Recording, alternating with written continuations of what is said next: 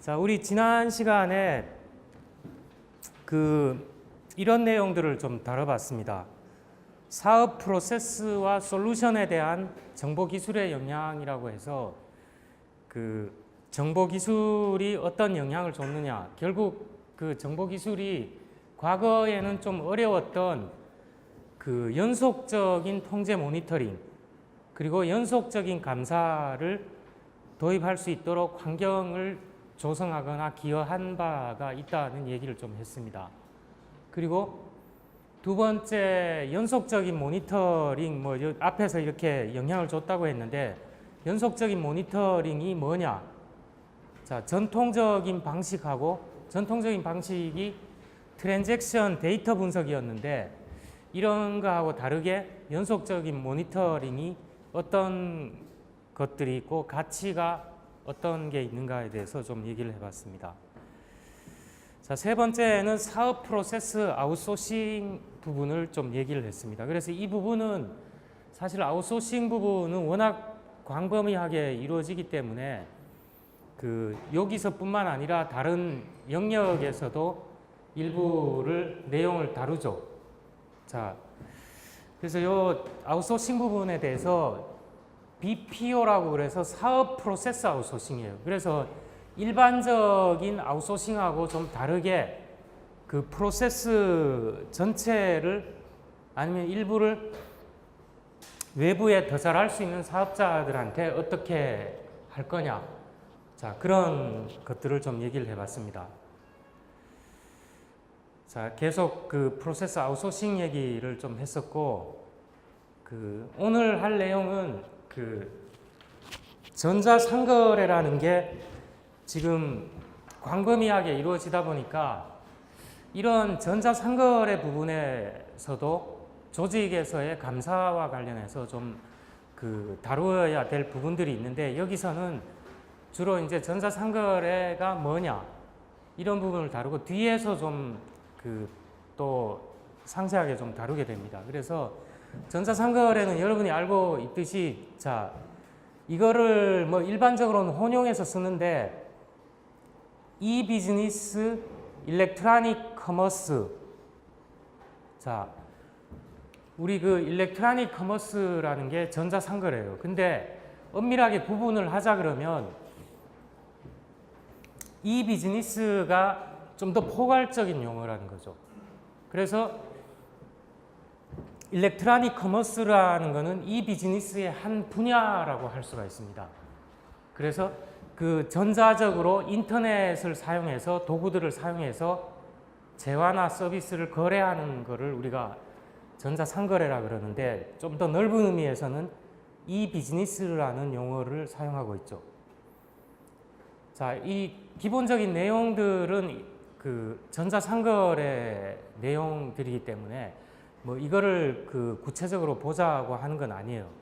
이런 부분들이 감사와 관련해서 어떤 간접적인 영향 이런 걸 주기 때문에 여기서 좀 얘기를 해봤고, 여러분 이 서비스 제공자 관련해서 이 비즈니스 전자상거래는 이런 용어를 들어봤죠, 여러분? 클릭 앤 몰타르, 이게 뭔가요? 몰타르가 뭐죠? 몰타르는 벽돌 같은 거 쌓아서 집 구조물 만들 때 몰타르가 들어가죠. 그래서 이 벽돌을 브릭이라 그러죠. 브릭 앤 몰타르.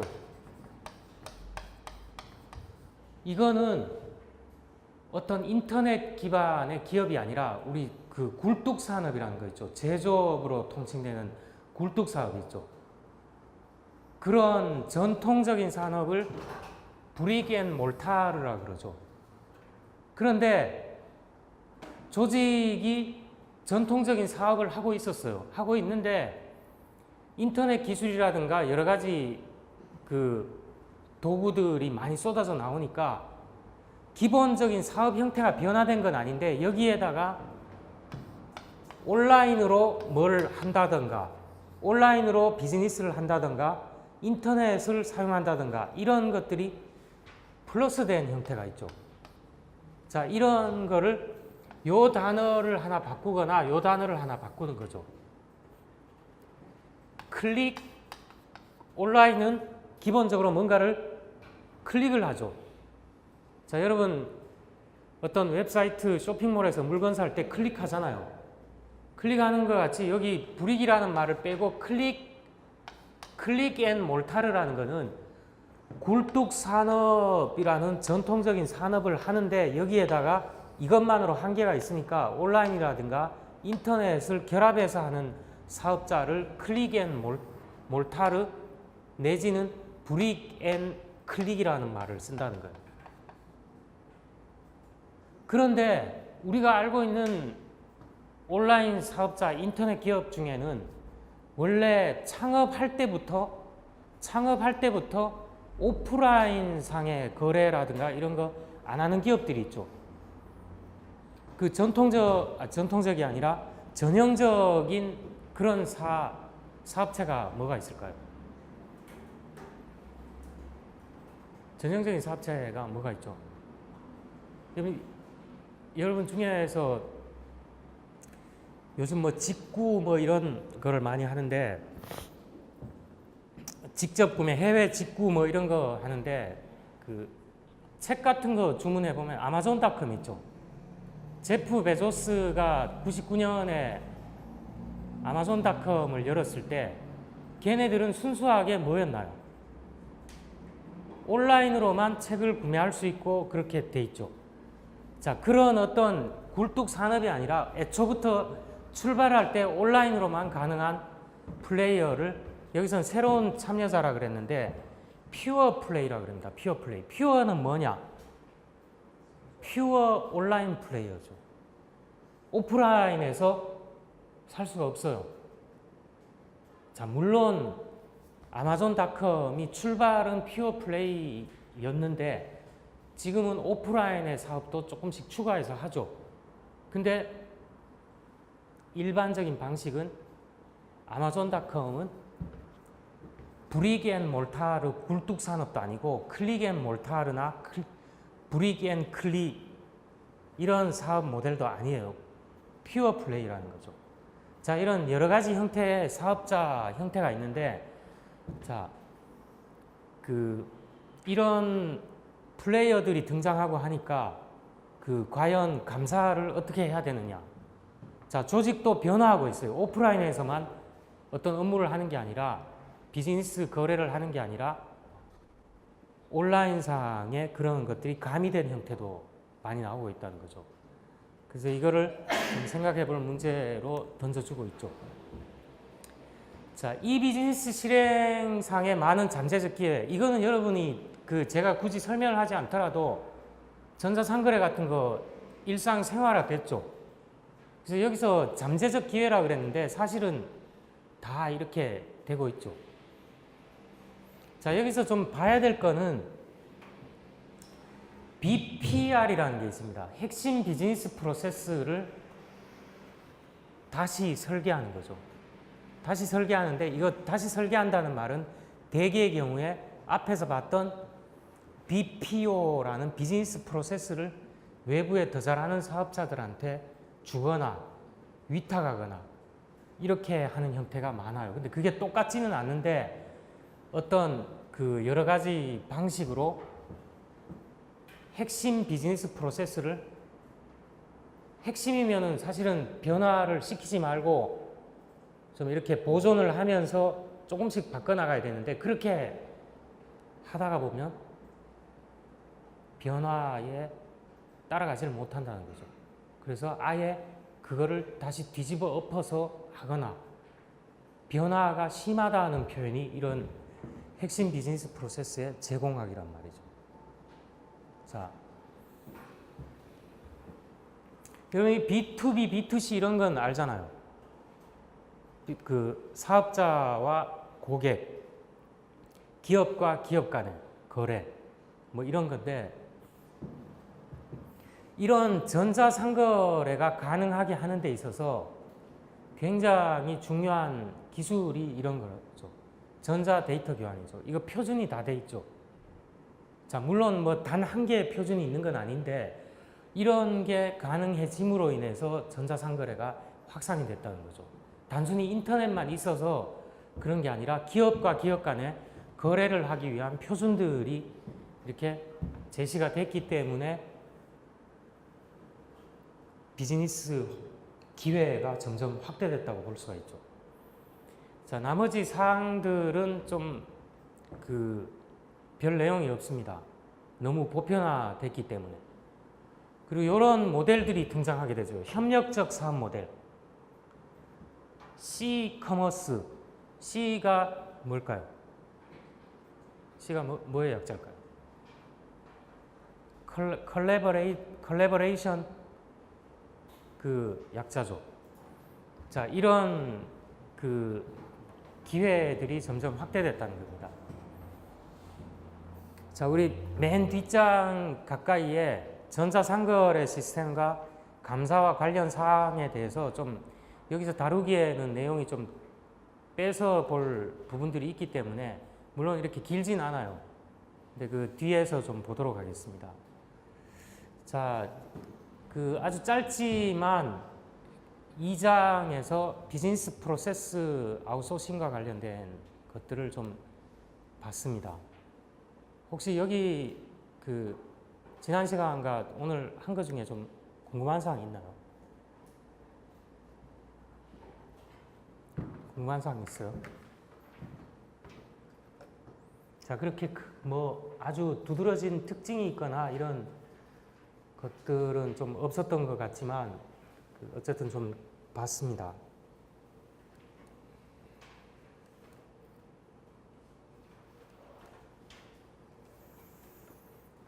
자, 오늘 할 내용은 관리와 품질 통제입니다.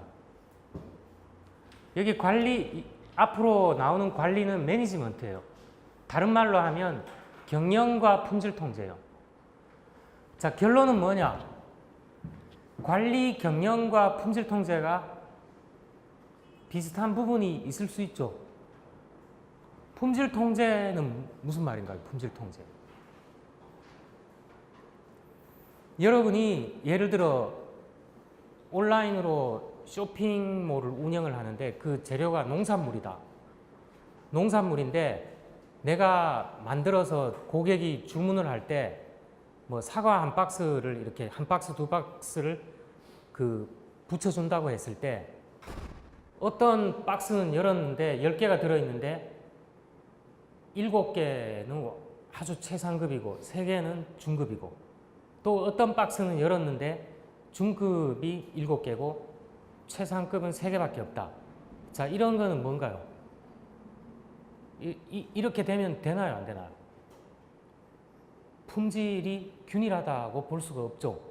이거는 뭐 박스 여는 거에 따라서 품질이 차이가 많이 나는 거죠. 자, 그러면 일단 품질 통제도 큰 카테고리에서 보면 관리예요, 관리. 경영이죠. 근데 이거는 좀 특수한 부분이 있어요. 그래서 여기 비교를 좀 해보겠다는 거예요. 비교를 하는데 품질 통제 부분을 좀 더 보겠다는 거죠. 특색이 있으니까. 자, 여기 3장에서는 이런 부분들을 보는데 제가 글씨는 많이 안 썼어요. 너무 빽빽하게 써서 좀 시각적으로 좀 잘 안 들어오는 것 같아서 그냥 좀 써봤습니다. 이렇게. 자, 여기 정보 시스템 기반 구조라는 말이 나왔어요. 기반 구조가 뭔가요? 집으로 얘기하면 기반 구조가 뭔가요? 집으로 얘기하면 기반 구조가 뭐하고 비교될 수 있나요?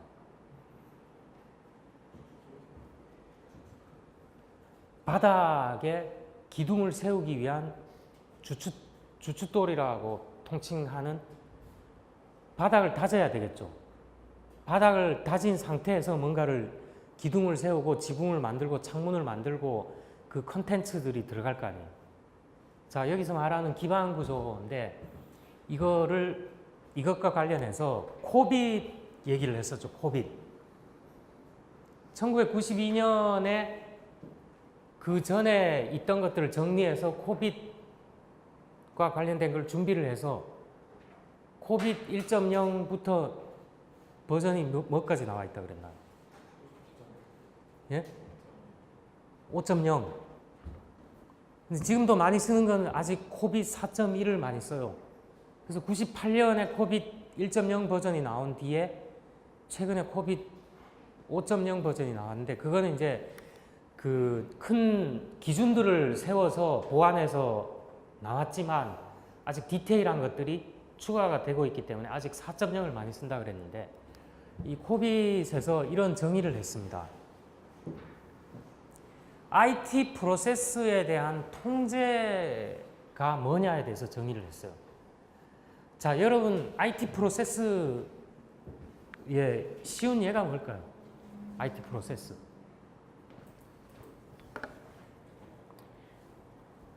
자, 여러분, 컴퓨터 한 대 살 때 아무 생각 없이 그냥 가게 가서, 가까운 가게 가서 아무거나 턱 사나요? 여러분 개인들 봤을 때 그렇게 안 하죠? 정보 시스템, IT 시스템 도입하는데 어떨까요? 개인이 컴퓨터 한 대 사는데도 계획을 하고 요모조모 비교를 하고 어떤 플레이어들, 제조사가 어떤 것들이 있나 조사를 하죠. 자, 이건 더 그렇겠죠. 정보 시스템 10억, 20억짜리 이런 거 할 때 어떻게 할까요? 제일 기본은 뭘까요? 예? 자, 정보 시스템을 내가 도입을 해야 되는데 우리 현업부서에서 불편해 죽겠다는 거예요. 옆에 다른 회사는 뭐 예를 들어 그 IT 도구가 최첨단으로 도입이 돼서 굉장히 생산성도 높고 뭐 야근해서 수작업으로 처리하는 것도 거의 없고 이런데 우리는 아직도 수작업으로 처리하는 부분도 있고, 그렇다고 했을 때 어떤 시스템을 도입하는 것과 관련해서 방법이 뭐가 있나요? 어떤 조직에서 정보 시스템 도입할 때. 물론 여러분 개인도 마찬가지예요. 여러분 개인도 이 방법, 두 가지 방법이 있죠. 뭘까요? 예? 베껴오기? 베껴오면 뭘 하겠다는 건가요? 잘 사용하고 있는 기업의 시스템을 베껴와서 맞게 조금 수정하는 거. 자, 수정하게 되면 또 뭐가 필요한가요? 아니, 이 다른 시스템들 잘 돼 있는 거 가져와서 뭐 베껴오던 뭐 훔쳐오던 뭐 기술적으로 탈취해오던 하면 시스템을 도입해야 되잖아요. 그 방법은 뭔가요? 대개의 경우에 여기 인력들이 그런 거를 가지고 와서 뭐 하는 건가요? 구축하는 거죠. 그거 말고 또 다른 방법이 뭐가 있을까요? 회사, 제조회사 있을 거 아니에요. 벤더라 그러죠, 우리. 벤더 있는데 벤더들한테 사오는 거죠, 사오는 거. 사오는 거잖아요. 사오는 방법이 쉽죠. 돈이 많이 들어가서 그렇지. 사오는 방법이, 시스템 사오는 방법이 있잖아요. 삼성전자에서 예를 들어 그룹웨어 뭐 잘 만들더라. IBM에서 잘 만들더라. 오라클에서 잘 만들더라. 비교해서 잘 만든 거 우리 쪽에 사오면 되잖아요. 이렇게 선택해서. 그거 말고 또 한 방법이 뭔가요? 그렇죠. 바이 아니면 메이크 아니에요. 메이크. 자, 메이크는 남이 잘한 거 갖고 오더라도 우리 인력이 투입돼서 지지고 볶고해서 뭔가를 구축하는 거죠. 이것도 일종의 메이크죠. 메이크. 메이크 아니면 바이. 물론 이 중간에 뭐가 있어요. 일부는 사오고 일부는 우리 인력이 투입돼서 이렇게 중간적인 형태가 있지만 그거는 일단 무시하고, 바이 쪽 영역이 많냐 메이크 영역이 많냐, 아니면 100% 그냥 바이로 외부 업체 얘들한테 물품 사오고 1년 동안 네가 유지 보수까지 다 해라, 이런 건 바이죠. 바이. 그게 아니라 다른 데서 잘하는 것들을 좀 베껴오건 어떻든 해서 우리 인력들이 지지고 볶고해서 만드는 거죠. 자, 이 두 가지 형태가 있는데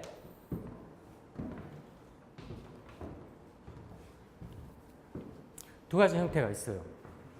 자, 그러면 자, 이거 제가 말하는 중간에 잘 생각해 보면 어떤 데가 잘 만드느냐, 또 잘 만들더라도 외부에서 이제 사오는 경우에 잘 만들더라도 가격이 맞아야 되죠. 우리는 10억에 도입하고 싶은데 20억 달라 그러고, 어떤 업체는 15억 달라 그러고, 어떤 데는 12억 달라 그러고, 이러면 어떤가요? 가격 대비 성능이 어떤 업체가 좋으냐 평가해야 되죠. 자, 이런 것들이 뭔가요? 다 통제죠. 통제. 업체 그냥 아무하고 계약하는 게 아니라 사전에 이런 시스템에 들어가야 되는 요구사항들이 반영되고, 가격 조건은 어떻고, 요 가격 대비해서 어떤 업체가 성능을 보장해 줄 수 있는지, 자, 여러 가지 평가 잣대가 있을 거라는 거예요. 그렇게 해서 준비된 절차와 과정을 거쳐서 바이를 할 거냐 아니면 메이크를 할 거냐, 둘 중에 선택을 해야 되는 거고. 그래서 여기 코빗이라는 데서 IT 프로세스, 자, 이거 도입할 거냐 개발할 거냐 어쨌든 간에 통제를 하는데 이게 뭐냐 정의를 했어요. 비즈니스를 지원하는 기술 방향을 결정하고. 자, 여러분, 좋은 시스템 도입하는 거는 제가 여러 번 강조하지만 목적이 뭔가요? 뭐 아름다운 시스템을 구현하기 위해서 그런 거 아니죠. 궁극적인 목적은 기업의 목표, 기업 가치 실현에 도움되기 위해서 도입하는 거죠. 그러면 비즈니스를 지원해야 될 거 아니에요. 기업을 지원하는 기술 방향을 결정해야 되죠. 자, 뭐 10년 전에 나온 시스템을 쓰냐, 1년 전에 나온 시스템을 쓰냐. 자, 어쨌든 간에 비즈니스에 도움이 된다 그러면 10년 전 시스템도 도입할 수는 있는 거예요. 기준이 비즈니스를 지원해야 된다는 거예요. 아무리 최첨단 시스템이라도 우리 조직 비즈니스에 맞지 않는다. 그럼 그거는 별로 필요성이 없는 거죠. 그리고 기술이 상품 서비스와 전달 메커니즘 견지에서, 자, 여기 이게 무슨 말일까요? 여기 기술 방향을 결정했는데 기술이 상품 서비스와 전달 메커니즘 견지에서, 이게 다른 말로 하면 무슨 말인가요, 이게? 뭐죠, 이게? 그렇죠. 비즈니스 프로세스. 내지는 또 뭔가요? 비즈니스 프로세스. 맞아요. 또 다른 말로 하면 경영이나 관리에서 뭔가요, 저게? 우리 회사가 제품을 생산하고 그거를 채널을 통해서 고객들한테 전달하는 거. 그 일련의 과정이 뭔가요? 일련의 과정이 밸류 체인이죠. 밸류 체인. 가치 사슬 있을 거 아니에요. 자, 그런 가치 사슬 내지 비즈니스 프로세스 견지에서 봤을 때 제공할 수 있는 것에 대한 분명하고 현실적인 기대를 설정해야 되죠. 자, 우리 회사에서 어떤 비즈니스 프로세스가 있는데 거기에서 기대하는 바가 있을 거 아니에요. 이 시스템을 도입하면 어떤 부분에서 이 비즈니스에 도움이 되겠다, 이런 기대하는 바가 있을 거 아니에요. 그래서 그거를 설정하고 이거를 다루는 구조위원회와 기술적 기반 구조 계획을 만들어야 돼요. 자, 이런 거를 창출한 것을 요구하는 거를 IT 프로세스에 대한 통제의 정의예요. 그래서 통제는 뭘까요? 이런 기술적 요구사항, 비즈니스 요구사항이 결합돼서 최선의 목표 달성을 하기 위한 어떤 통제가 되겠죠. 통제라는 게. 자, 그런 거를 이렇게 정의를 했어요. 자, 그러면 여기 보니까 뭐 구조 얘기가 나오고 그러는 거 보니까 기술 기반 구조도 필요하고 사업 기반 구조도 필요하죠. 먼저 기술 기반 구조를 보니까 자, 이게 시스템이 도입됐는데 지금은 정말 잘 돌아가는데 장담할 수가 없다. 2년 후에는 정말 대량 난감이다. 이렇게 되면 어떻게 되나요? 이건 유연성이 굉장히 떨어지는 거죠. 변화에 굉장히 적응을 못하는 거죠. 그런 경우에는 좀 생각을 해봐야 돼요. 변화 대응성은 뭘까요? 기술적인 변화도 있겠지만 비즈니스 변화 이런 것도 충족을 해야 된다는 거예요. 기술 기반 구조가. 아무리 최첨단 시스템이더라도 그런 거를 맞춰줄 수 있는 기능이라든가 영역이 있어야 된다는 거죠. 자, 아웃소싱과 제휴 활용을 포함해요. 우리가 메이크할 능력이 별로 없어요. 메이크를 정말 지지고 볶고 하면 메이크 할 수 있는데 그렇게 되면 조직의 인력이 여기 너무 많이 투입이 되기 때문에 그냥 잘하는데 맡기는 게 더 효율적일 수가 있잖아요. 그래서 아웃소싱이나 이런 것까지 다 포함해서 생각을 해야 된다는 거예요. 누가 더 잘할 거냐? 비용 대비해서 우리 조직 내에 전산 정보 처리 부서가 잘할 거냐? 외부에 더 잘하는 부서에 맡기면 비용도 좀 덜 들면서 더 좋은 성과물을 가져올 거냐? 자, 이런 거를 포함해서 고려하는 게 기술 기반 구조에 대해서 고민을 해보는 거죠. 자, 사용자 요구사항이 까다롭죠, 요즘. 옛날 같으면 조직의 위에서 이렇게 해 그러면 명령 통제 원칙에 의해서 하잖아요. 근데 지금은 안 그렇잖아요. 사용자들이 불편하면 어떤 문제가 발생할 수 있냐. 위에서 사용자 요구사항 그냥 적당하게 반영해서 하게 되면 사용자들이 어떻게 되나요? 시스템 멋지게 만들어놔도 활용도가 떨어질 수가 있죠. 실제 사례들이 많이 있어요. 100억 들인 시스템이 좋냐, 1000억 들인 시스템이 좋냐. 우리가 생각했을 때는 1000억 들인 시스템이 좋다고 생각되겠죠, 상식상으로. 근데 1000억 들인 시스템이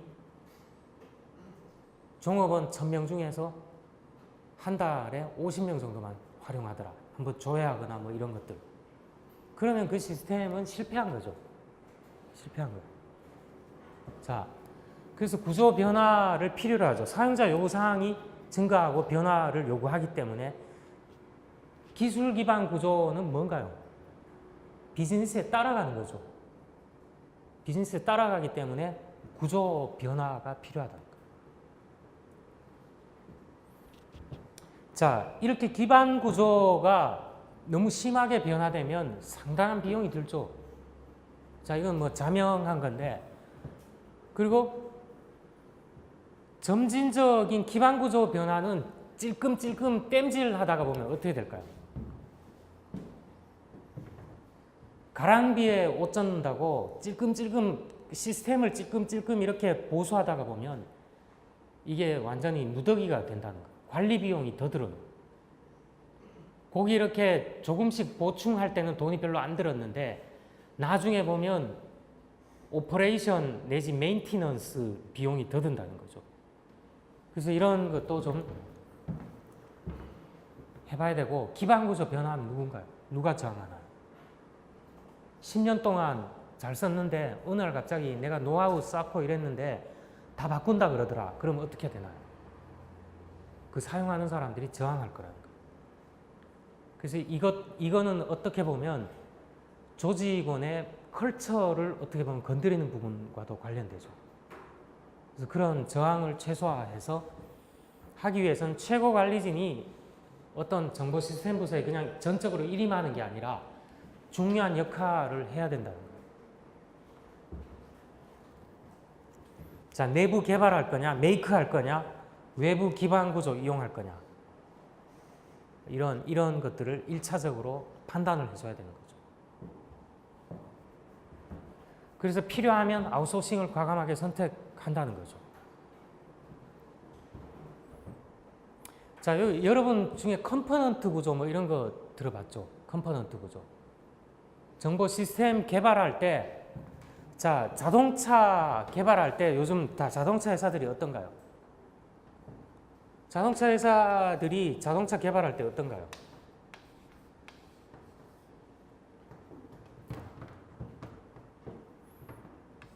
여기 제가 정확한 용어는 아니지만 여기 이거 기반이 되는 뼈대죠, 뼈대.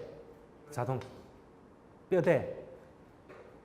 자, 뭐 특정 회사를 좀 거론하면 현대차 무슨 차가 있나요? 뭐 SUV 차가 보면 현대차에서 한 종류만 만드는 거 아니죠. 여러 가지 종류 만들어요. 기아차도 그렇고. 그럼 이거는 공통으로 사용하고 필요한 부분들, 일정 부분들만 바꿔주면 되죠. 그러면 이거를 공유할 수가 있잖아. 아니면 이 부분을 공유하거나 이 부분을 공유하거나. 자, 이런 하나하나를 뭐 좀 러프하게 얘기하면 컴포넌트잖아요. 컴포넌트. 컴포넌트는 장점이 뭘까요? 컴포넌트는 장점이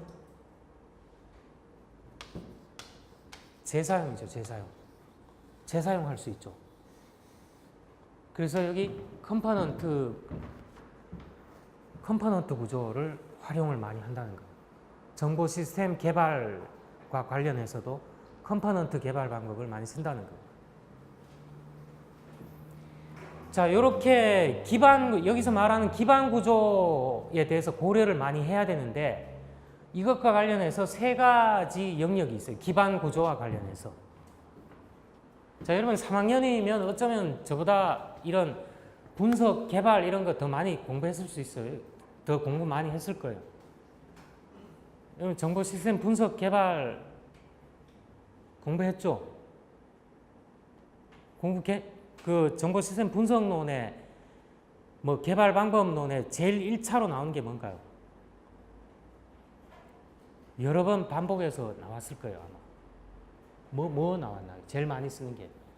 그 전통적인 방식 이래 갖고 나오는 게 뭔가요?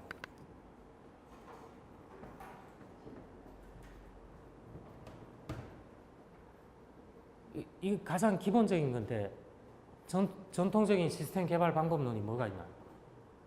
항상 그거하고 비교를 하잖아요. 새로 나온 것들은. 시스템 수명주기, SDLC 이런 거 얘기 많이 하죠. 시스템 수명주기 이론. 이게 뭔가요? 사람으로 얘기하면 뭔가요?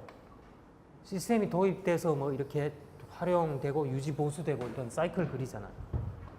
처음에 설계하고 요구사항 파악해서 설계하고 구축하죠. 구축하고 그 다음에 유지 보수하죠. 그리고 어떤 시점이 되면 시스템이 종료할 수도 있죠. 사용. 자, 이런 것과 관련해서 그 기반 요 시스템 수명주기 이론의 기반이 되는 게 뭐가 있느냐.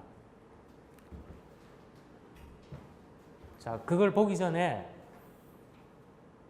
정보 시스템 기반 구조 그 세 가지 정도 좀 파악해 봐야 되는 게 있는데 프로젝트 기반 기능이 있습니다. 자, 프로젝트 정의는 책에 좀 나와 있기 때문에 제가 장황하게 쓰지 않았어요.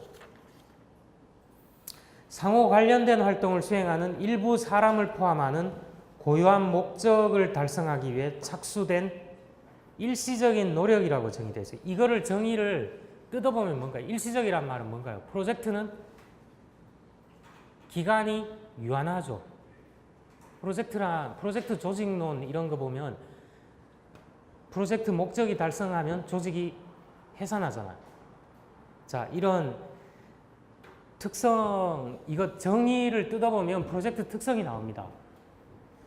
자, 그런 거는 여러분 참고하고 그 알고 있는 내용이니까 참고를 하고, 자, 정보 시스템 프로젝트는 금전적인 거, 인력, 물질, 장치 및 방법에서 자원을 소비하죠. 어떤 프로젝트를 준비해서 실행을 하면 자원 소비하잖아요. 사람도 투입되고 돈도 투입되고 뭐 여러 가지가 투입되죠.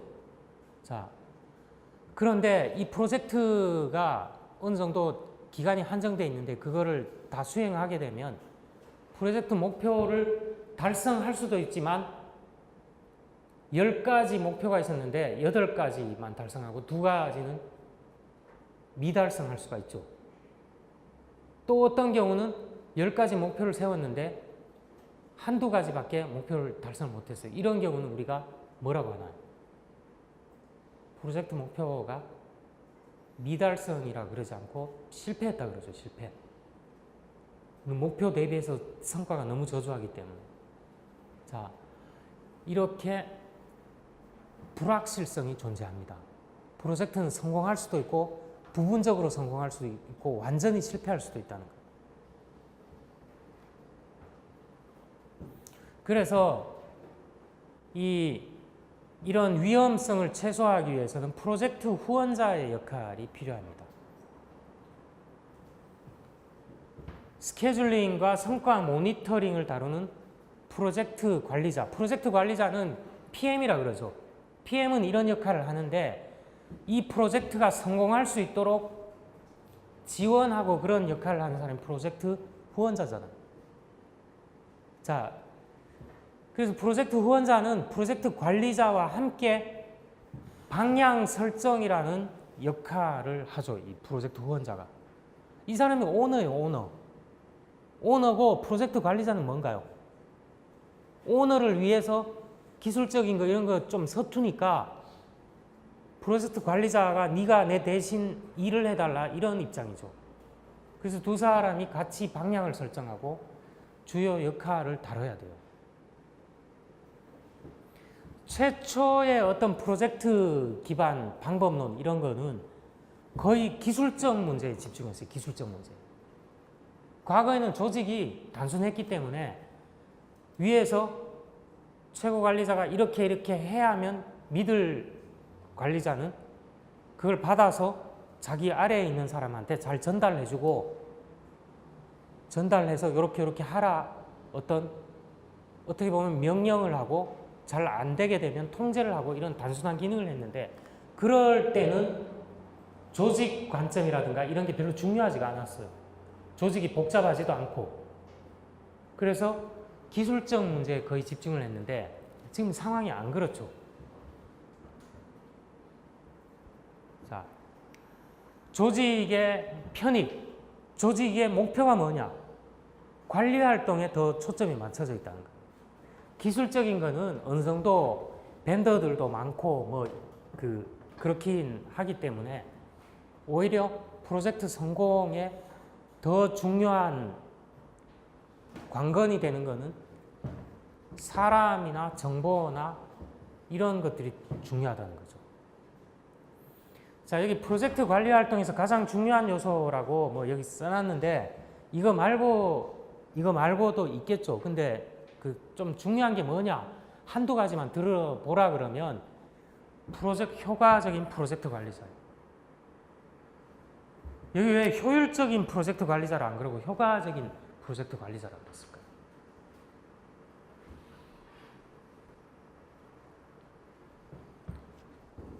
왜 저렇게 써놨을까요? 자, 여러분 어떤 목표가 있어요.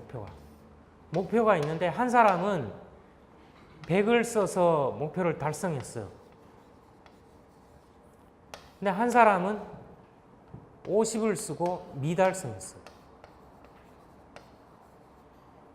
자, 이런 경우 있을 수 있죠. 아니면 얘가 좀 적절하지 않으니까 다 달성한 경우. 110을 써서 비용을 110을 써서 달성을 했어요. 그럼 두 사람 다 어떤가요? 효과적으로 일을 했다고 할 수 있나요? 없나요? 효과적으로 일을 했다고 일단 1차적으로는 판단할 수 있죠. 근데 요 B라는 사람은 A라는 사람에 비해서는 돈을 더 많이 써서 달성했죠. 그러면 상대적으로 B라는 사람은 효과적 목표 달성을 했지만 A라는 사람에 대해서는 좀 비효율적으로 달성하죠. 비효율적으로. 그렇게 판단을 해볼 수가 있잖아요. 그래서 일단 저기 효과적인 프로젝트 관리자라는 거는 프로젝트 관리자는 돈이 조금 더 들더라도 자기가 애초에 설정한 목표는 달성해야 된다. 효율성보다는 오히려 효과성 측면이 더 강조됐다는 거죠. 자, 그런데 효율성과 효과성이 두 개 다 달성하면 좋겠는데 그렇지 못한 경우가 많이 발생하죠. 그렇지 못한 경우가 많이 발생하잖아요. 그럴 때는 1차적으로 효과적인 개발 프로세스를 유지하면서 될 수 있으면 효율성에 대한 필요를 균형시키는 게 맞죠. 효율성을 유지하면서 효과성을 될 수 있으면 하자. 이건 좀 약간 말이 안 맞는 거잖아요. 굉장히 어려운 과제예요. 또 이게 시간이 무한정 있으면 두 개를 같이 달성할 가능성도 있는데 그렇지 못하잖아요. 프로젝트는 어떤 주어진 시간에 하는 거잖아요. 프로젝트는. 자, 프로젝트 관리 본질과 관련해서 뭐 이렇게 좀 요약을 해볼 수가 있습니다. 자, 그러면 우리가 여기서 힌트를 얻는 게 뭔가 좀 프로젝트가 효과적으로 달성될 수 있으려면 관리 기법이라든가 관리 방법론 같은 게 필요하다는 걸 알 수가 있죠. 기존에 보면 프로젝트 목표 달성하는 데 있어서 여러 가지 방법론이 나와 있다는 거예요.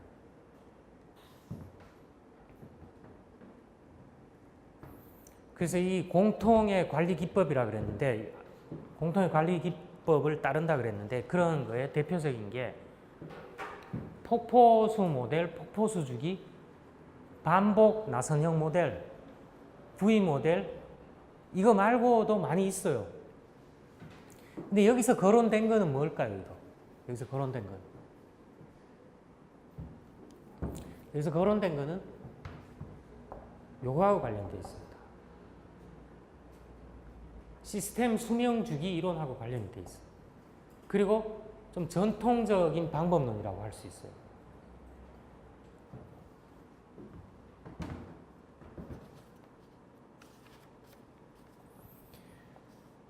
자, 여러분이 뭐 한번 참고를 했으면 좋겠어요. 폭포수 모델은 순차적인 설계 프로세스예요.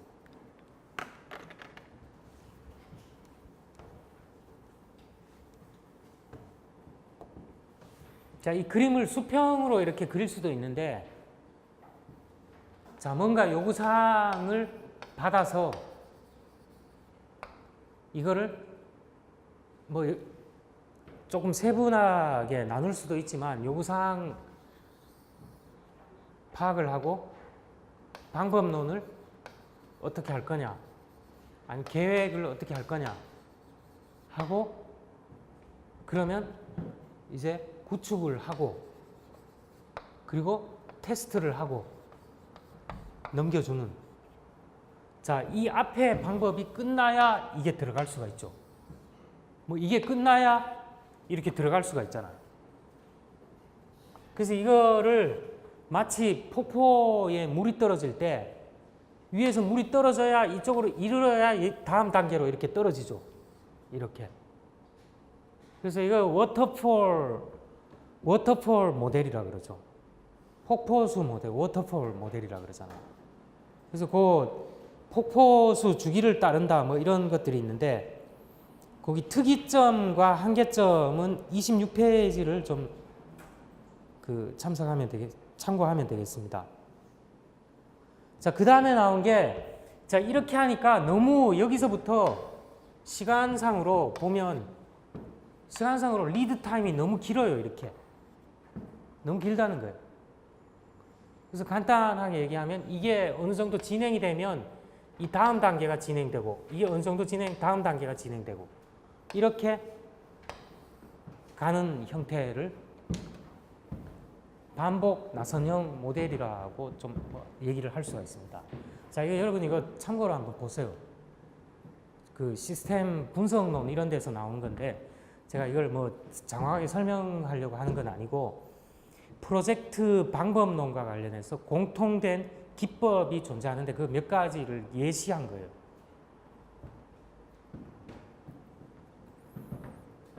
자, 이 전통적인 방식이 발견, 요구, 기능, 설계하고 허락을 받아서 설계한 거를 허락을 받아서 구축 단계 들어가고 이게 잘 구축됐는지 점검을 하고 전체적인 검토를 해서 완료가 되면 감사, 종료 이런 단계로 가는 거를 좀 예시를 해놨습니다. 자, 이것도 그 참고로 좀 보면 되겠습니다.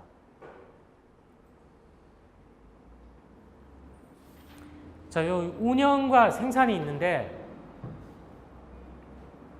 자, 정보 시스템이 이제 운영되는 거예요. 자, 메이크를 하든 바이를 하든 도입이 돼서 현업에서 이제 돌아가는 거예요. 정보 시스템이 돌아갈 때 여기서 좀 통제와 관련해서 고려할 부분이 입력 통제, 출력 통제. 그 다음에 출력물의 배분.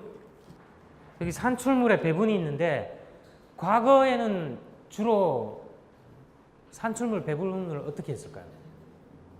정보 시스템의 결과물로 나온 거, 작업한 거 이런 게 거의 과거에 보고서 형태로 나왔죠. 그래서 보고서 중에서 모든 사람들이 보면 안 되는 것들이 있죠. 그러면 이거는 뭐 비밀 A급, 비밀 B급 뭐 이런 식으로 관리를 하죠. 그래서 그런 내용도 감사해서 그게 잘 관리가 되느냐 이런 부분도 감사를 하게 되죠. 자, 여기 뭐 배분과 관련된 통제는 그런 내용들이 있습니다. 자, 정보 처리 시설을 어떻게 관리할 거냐.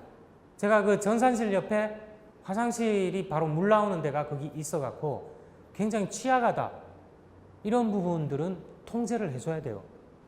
지금 당장 보니까 전체적으로 못 옮겨서 굉장히 리스크가 크고 취약하다. 이런 걸 계속 알려줘야 되죠. 감사자 입장에서. 좋지 않은 거는 그 감사자 역할은 아니지만 그런 리스크가 있다는 거는 계속 알려줘야 된다는 거예요. 그 다음에 재난복구계획 DRP. 자, 이거 재난복구 계획 잘 짜야 됩니다. 형식상으로 하면 안 되고 형식상으로 했다가 실제로 재난이 발생하면 완전히 휴지 조각 되는 거죠. 그래서 이것도 뒤에 좀 보게 됩니다. 자, 운영과 생산과 관련된 어떤 통제 해줘야 되는데 이거 또 내용이 좀 많기 때문에 뒤에서 또 보게 됩니다. 자, 기술 서비스입니다. 컴퓨팅 자원 준비를 포함해서 기술적인 서비스. 자, 운영 시스템을 지원해 줘야 돼요. 운영 시스템을 사용자가 쓰다가 뭐 물어보고 싶은 거라든가 약간 뭐 그 장애가 발생한다든가 이런 거에 대해서 충분히 백업을 해줘야 된다는 거죠. 그래서 이런 그 기술 서비스와 관련해서는 데이터베이스 지원, 하드웨어 지원, 운영 시스템 지원, 네트워크 지원 뭐 여러 가지가 있을 수 있겠죠.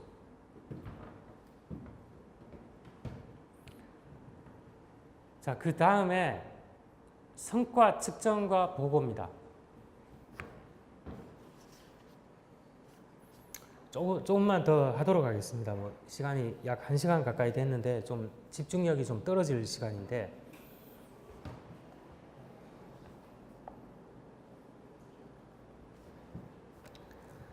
자, 피드백 과정이 없으면 사람이나 조직이나 이런 데서 피드백 과정이 없으면 어떻게 될까요?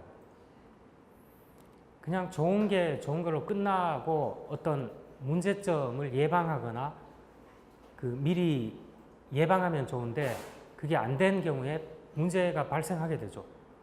발생하면 그걸 나중에 적발하는데 비용이 더 들게 되죠. 그래서 피드백 과정을 통해서 전략적 계획이 전술적이고 운영적인 계획과 연계되고 있느냐 이런 거를 봐야 돼요. 근데 자, 이 균형 성과표는 모든 조직에서 제가 쓴다고 해도 과언이 아니에요. 근데 이 균형 성과표는 로버트 캐플런하고 노턴이라는 사람이 한 두세 차례에 걸쳐서 발표를 했어요. 마지막에 좀 보완이 좀 되고 했는데 이거는 뭐냐 하면 과거의 조직들은 재무적인 성과만으로 따졌어요. 어떤 시스템이 활용되거나 이런 것과 관련해서 재무적으로 그게 어떤 회사에 도움이 되느냐, 그 같은 목표를 달성하면 비용적으로 어떻게 달성이 되고 있느냐, 효율성 따질 때. 자, 이 재무적인 거로 측정을 하게 되니까 이게 문제점이 있더라는 거예요.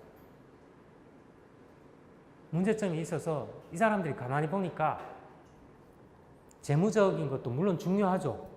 중요한데 고객들 그 비즈니스 가치 실현과 관련해서 고객들이 만족을 하느냐, 그리고 내부의 프로세스들이 많죠. 내부에 어떤 일을 처리하기 위해서 프로세스들이 많이 있는데 이 내부 프로세스가 과연 비즈니스 목표하고 얼라인돼서 돌아가고 있느냐, 비즈니스 프로세스가 목표하고 좀 유리돼서 이렇게 돌아가고 있다. 그러면 조직 차원에서 보면 그거는 큰 낭비죠.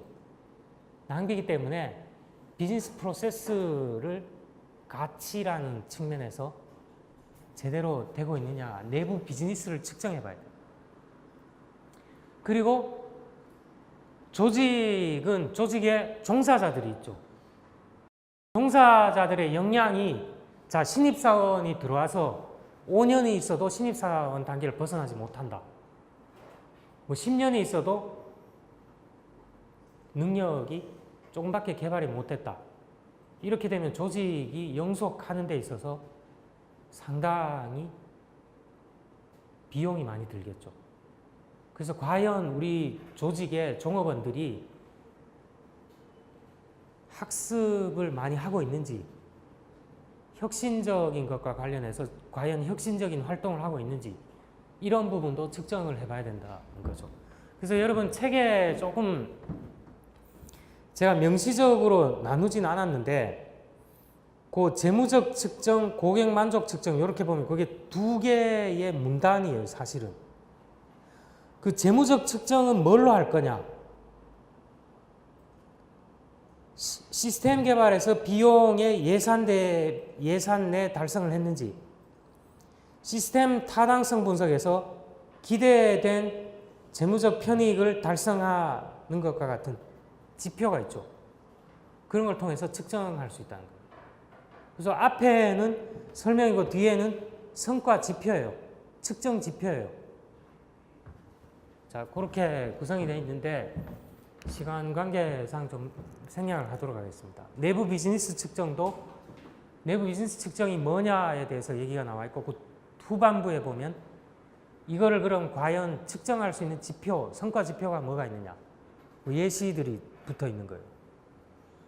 자, 이렇게 과거의 재무적인 측정만 하는 경우에는 장기적인 성장이라든지 우리 회사의 비즈니스 가치 실현과 관련해서 단기적인 어떤 시그널만 줄 수 있는 데 비해서 이 세 가지 다른 영역들을 같이 균형 있게 측정하게 되면 우리 회사가 정말로 어디로 향하고 있고 지금 현재의 모습은 어떻고 미래에 어떻게 갈 것이냐에 대해서 예측력을 높여줄 수 있다는 거죠.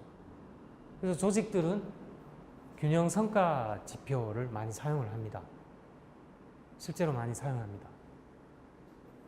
자, 측정 실행은 자, 뭐 별 내용이 없으니까 그 각자 참고를 하면 될 것 같습니다.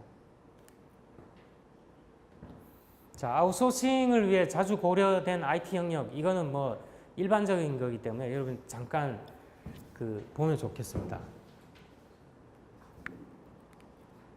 자, 여기 섹션이 좀 바뀌었는데 통제 리스크와 아웃소싱과 관련해서 자, 여기 서비스 수준 계약, 제가 지난 시간에 이게 뭐냐에 대해서 얘기를 좀 했는데 몇 차례 나옵니다. 이게 서비스 수준 계약이. 자, 이거 뭐 할 때 나왔죠? 서비스 수준 계약이. 뭐 할 때 나왔죠, 이게? BPO 뭐 이런 거 할 때 아까도 조금 봤는데 비즈니스 프로세스 아웃소싱과 관련해서 자 여러분 저도 그런 실수를 많이 하는데 잘 아는 사람하고 뭔가 그 사람이 가지고 있는 걸 내가 이용하면 제가 이제 그 이용 대가를 지불하죠. 이용 대가를 지불하는데 그렇게 되면 그게 사실은 뭔가요? 어떤 사람의 서비스를 내가 제공받고 그 대가로 내가 돈을 지불했다. 이런 형태를 뭐라고 하죠, 우리가? 뭐라고 하나요? 그 계약 아닌가요, 계약? 계약이죠. 계약인데, 계약이라는 거는 뭔가요? 일방향이 아니죠. 쌍방향이죠, 쌍방향. 쌍방향인데, 계약은 이렇게 할 때는 계약 상대방을 신뢰하기 때문에 계약을 하죠. 제가 저 사람한테 내가 가지고 있는 제품을 1억 정도를 파는데 보통의 경우 1억 정도 되면 대금을 바로 안 줘요.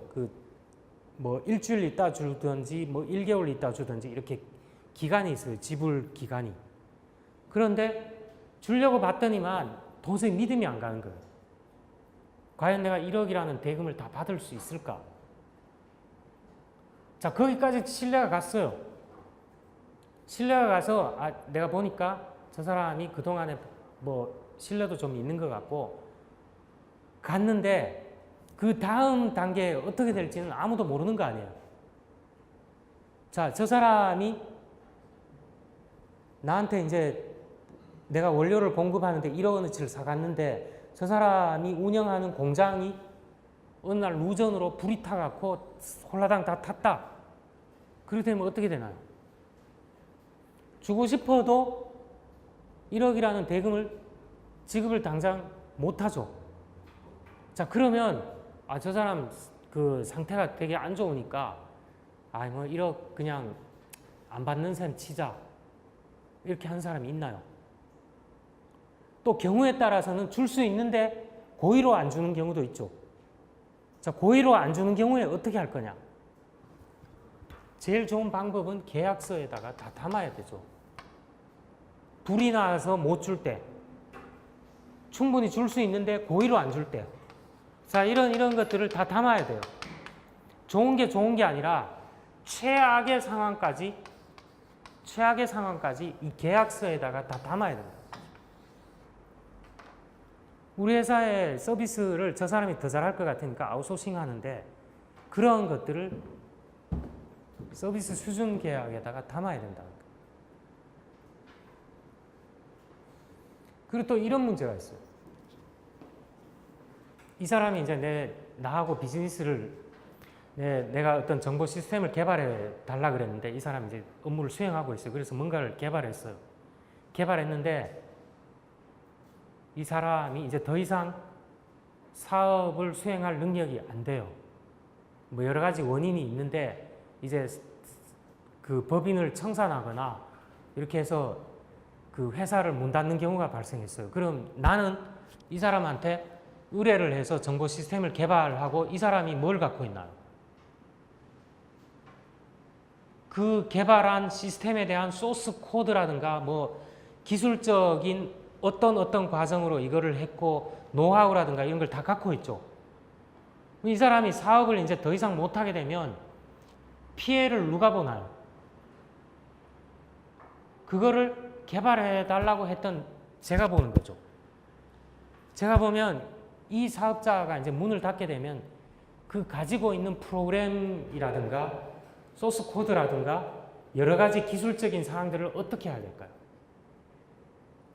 제3자한테 그대로 넘겨줘야 되겠죠. 더 이상 사업을 안 하니까. 그럴 때 그렇게 했을 때 넘겨주는 사업자를 제3자 임치라 그럽니다. 임치. 에스크로라 그래요. 에스크로. 특히 소프트웨어라든가 이런 거는 그 개발한 사람이 제일 잘 알고 있죠. 그래서 사업을 더 이상 수행하지 못하거나 나하고 계약 관계가 끝났을 때 지금까지 잘해줬으니까 술 한잔 먹고 잘 가세요 이렇게 하면 안 된다는 거예요. 가지고 있는 여러 가지 기술적인 상황이라든가 그런 것들을 계속 내 학고의 어떤 유지보수라든가 이런 거 할 때도 필요하기 때문에 제3자한테 위탁해줘야 된다는 거죠. 그런 거를 에스크로 임치계약이라고 합니다. 임치계약이라고 하죠. 자, 이렇게 해야 비즈니스가 계속해서 수행될 수가 있죠.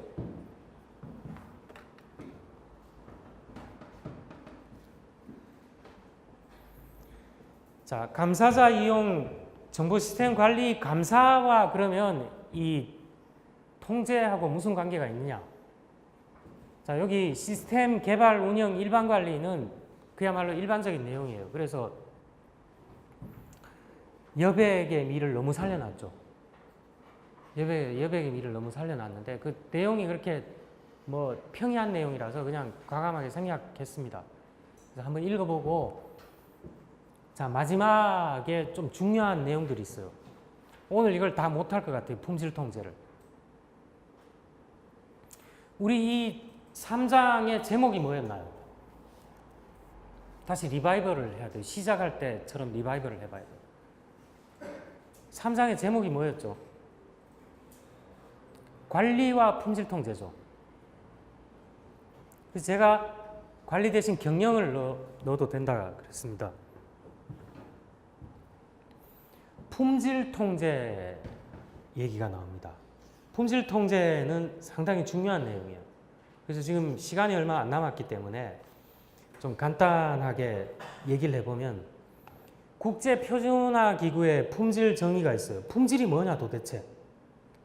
언급되거나 함의된 욕구를 만족시키는 능력을 보유하는 제품이나 서비스 특징에 대한 어떤 전체적인 그런 거를 품질이라 그러는데 좀 추상적이죠.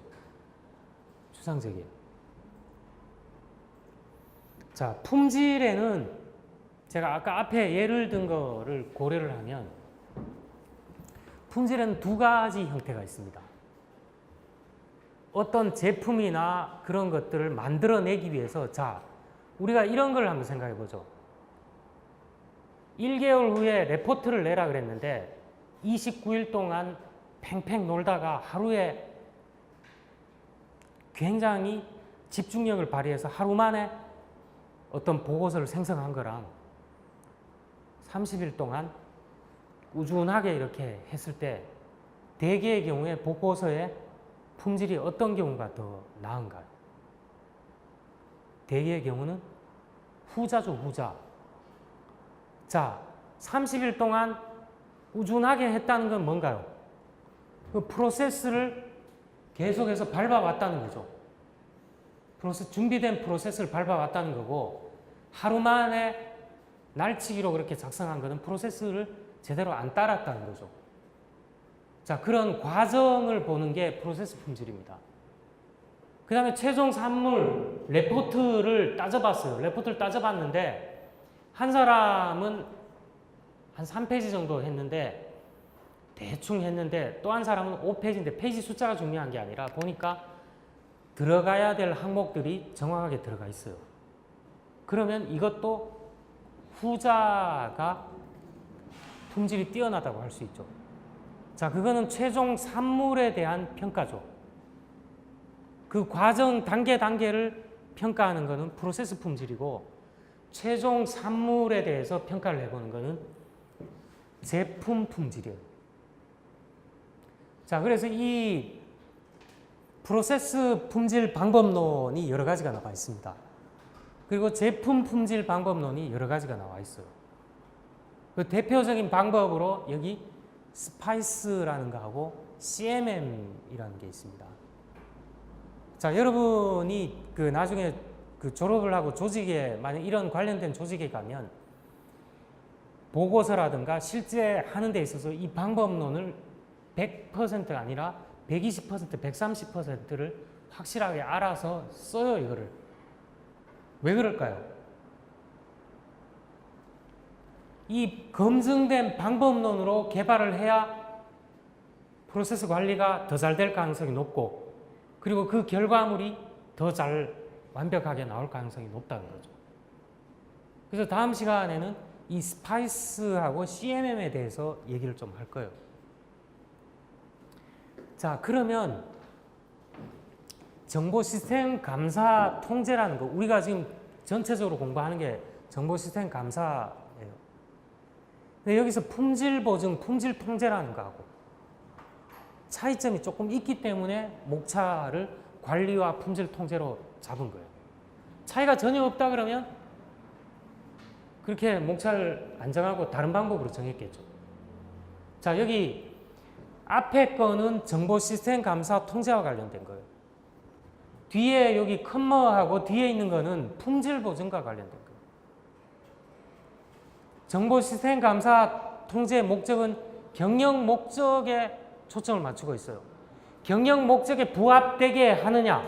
경영 목적이 뭔가요? 경영 목표, 비즈니스 가치에 도움이 되느냐? 그거를 달성하는 데 기여를 하느냐?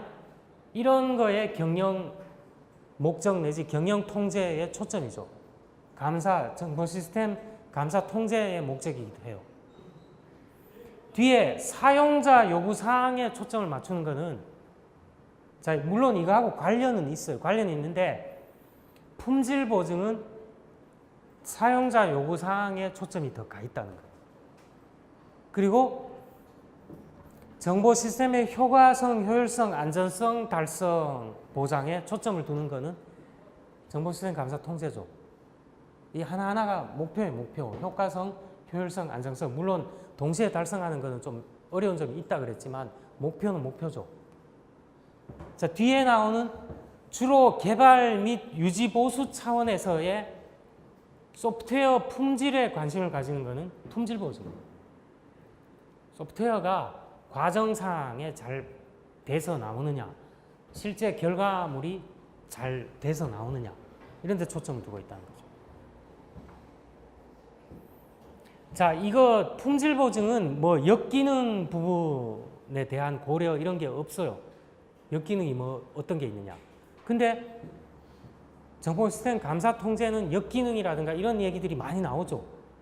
그리고 조직 구조를 여기서는 다루지 않아요. 품질 보증에서는. 조직 구조가 어떠하냐 뭐 이런 거는 여기서 다루지 않는다는 거예요.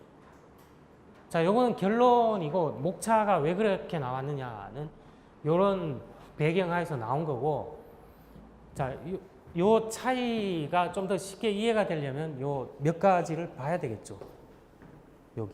여기 그 두 가지 방법론하고 대표적인 방법들, 기법들, 요거를 좀 다음 시간에 좀 더 공부를 해보도록 하겠습니다.